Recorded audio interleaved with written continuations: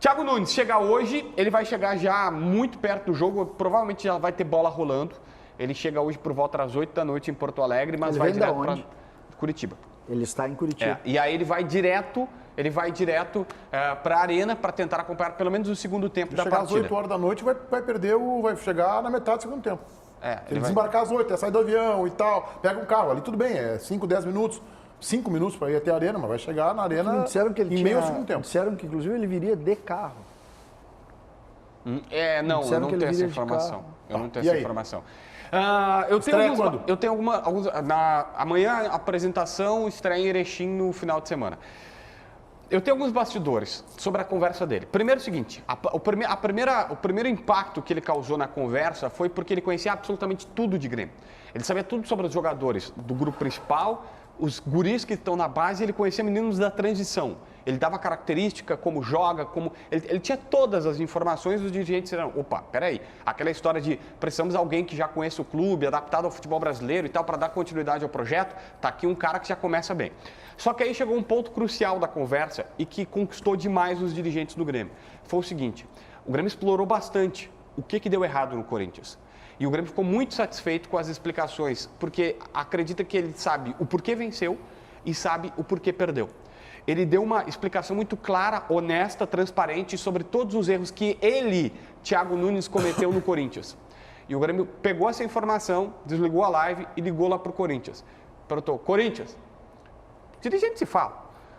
O que aconteceu com o Thiago Nunes? Eu estou tentando contratar ele, preciso de uma avaliação sincera. Aconteceu isso. E era a mesma coisa que o Thiago Nunes tinha dito. Então, assim, o Grêmio acredita que está contratando um profissional que sabe o porquê foi muito bem no Atlético Paranaense e sabe o porquê foi muito mal no Corinthians. Essa informação eu acho que ela é preciosa. Acho interessante que ele tenha a humildade de reconhecer, em primeiro lugar, que ele fracassou no desafio do clube maior, de exigência superior, que é o Corinthians, em relação ao Atlético Paranaense. E o que ele tem que corrigir para trabalhar no Grêmio, César? Só um pouco, só antes do César, o JB tem informação do que seriam esses pontos? Seria esses pontos? Não, aí não me passaram. Tá. Não, porque é interessante saber, eu também considero uma informação preciosa, interessante saber se tem muito mais a ver em relação a relacionamento interno com os jogadores ou se é questão de assim que ele não conseguiu encaixar o time, alguma coisa assim. Era relacionamento. É que tem uma questão que é definitiva nisso. O time não estava jogando nada. O início, a origem sempre é uma. Tava bom? Não, tava ruim. O time era ruim. E aí o resto, tem bastidor, dificuldade de relacionamento, bom. Mas o time não mostrou nada. Fala, Baldasso! É importante a gente lembrar e pontuar aqui, porque ele tem um grande sucesso e um grande fracasso na sua carreira. No Atlético Paranaense as coisas são diferentes. Há pouco vocês falaram aí da dificuldade de negociar com eles, né? No Atlético Paranaense, e muito por influência do Petralha, que é uma espécie de dono lá, o Atlético Paranaense ignora a imprensa, o clube é fechado, a imprensa não entra em lugar nenhum, não assiste treino, não faz nada. O Atlético Paranaense ignora a torcida, inclusive, ou seja, o técnico lá sempre está blindado de todo tipo de pressão. Nesta condição, o Thiago Nunes fez um grande trabalho. Ao contrário desta condição no Corinthians, em que ele se expôs contra uma pressão muito forte e não teve o respaldo da direção, ele fracassou. Eu acho que esse é um ponto principal. O Marcos Herrmann é um dirigente com estofo suficiente para dar respaldo e proteção a um treinador que vai chegar num grupo formado, que tinha um patrão, que era o Renato há muito tempo, e que talvez olhe atravessado por quem chegue agora e quer mandar. Eu acho muito importante o respaldo ao treinador.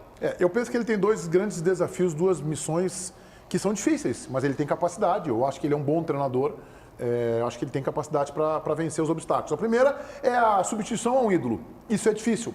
Tu chegar num time para trabalhar, o Miguel Ángel Ramírez está pagando um pouco dessa conta, porque o Abel é o maior técnico da história do Internacional, é o técnico campeão do mundo, e só não é pior para o Ramírez porque o Abel não ganhou o Brasileiro.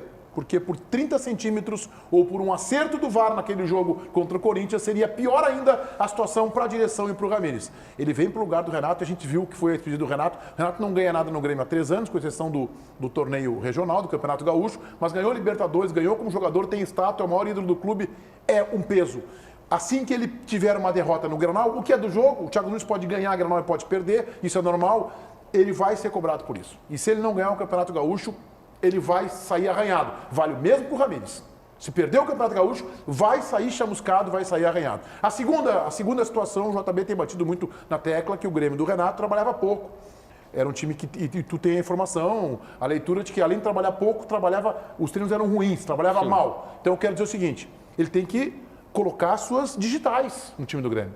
O Renato deu uma sequência ao esquema do Roger, ele foi adaptando e tal, e não estava dando certo esse sistema de jogo. Ele tem que colocar o seu código genético no Thiago Nunes, e eu acho que para isso ele tem muita capacidade no time do Grêmio. O Grêmio tem que mudar o seu sistema de jogo, assim que eu vejo. E é exatamente isso que a gente tem que imaginar, né? O Grêmio não pode seguir da mesma maneira, sobretudo não apresentando nenhuma qualidade mais tática como vinha apresentando. O esquema dele é o 4-1-4-1, então. Sem a bola o 4-1-4-1, com a bola 4-3-3. 4-3-3? Sim, ele joga com 2 homens muito espetados, né? Igual o Miguel Ramírez? É parecido, só que o Ramírez é diferente pelo posicionamento da defesa. O Thiago é um treinador que também olha defensivamente. Já o Ramírez... Não, a sensação que eu tenho é que o time dele só pode ter a bola. Eu confesso que eu não acompanhei muito o Corinthians, tá? Mas o Atlético Paranaense me passou Corinthians não chegou a ter time.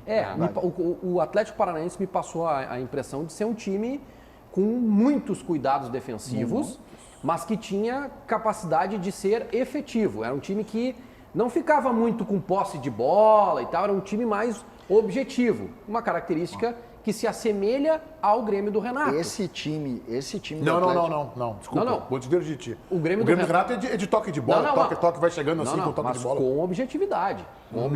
Gente, perdeu isso. O Grêmio perdeu isso. Não. O último Grêmio não tinha nada de objetivo. Mas o Grêmio não tinha nada.